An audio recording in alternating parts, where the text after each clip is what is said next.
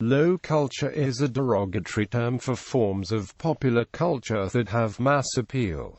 Its contrast is high culture. It has been said by culture theorists that both high culture and low culture are subcultures. Today, this would mean things like takeaway meals, gossip magazines, and books that are current bestsellers. Manifestations. The boundaries of low culture and high culture blur through convergence. Many people are omnivores, making cultural choices from different menus. The 1990s artwork of Jeff Koons appropriate low-art tropes of kitsch and pornography. Rhys Chatham's musical piece Guitar Trio is an example of incorporating primitive punk rock aesthetics into contemporary classical music. Romanticism was one of the first movements to reappraise low culture. When previously maligned medieval romances were taken seriously and influenced literature, standards and definitions of low culture. In his book Popular Culture and High Culture, Herbert J. Garnes gives a definition of how to identify and create low culture. Aesthetic standards of low culture stress substance,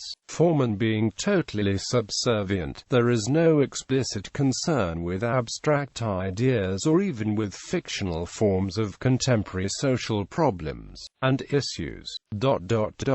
Low culture emphasizes morality but limits itself to familial and individual problems and values, which apply to such problems. Low culture is content to depict traditional working-class values winning out over the temptation to give into conflicting impulses and behavior patterns. When applying that lens to mass media, it often includes shows that do not go too deeply into abstract ideas, or that do not address head-on contemporary social problems.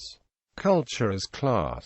Herbert Garnes states in his book Popular Culture and High Culture that the different classes of culture are linked correspondingly to socio-economic and educational classes. For any given socio-economic class, there is a culture for that class. Hence the terms high and low culture and the manifestation of those terms as they appeal to the respective constituents.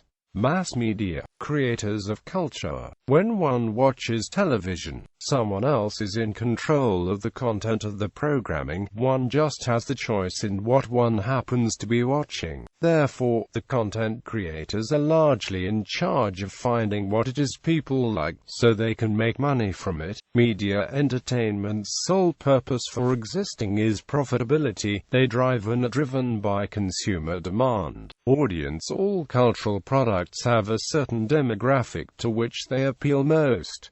Low culture appeals to very simple and basic human needs. Low culture offers a perceived return to innocence, the escape from real-world problems, or the experience of living vicariously through viewing someone else's life on television. Stereotypes. Low culture can be formulaic, employing trope conventions, stock characters and character archetypes in a manner that can be perceived as more simplistic, crude, emotive, unbalanced, or blunt compared to high culture's implementations, which may be perceived as more subtle, balanced, or refined.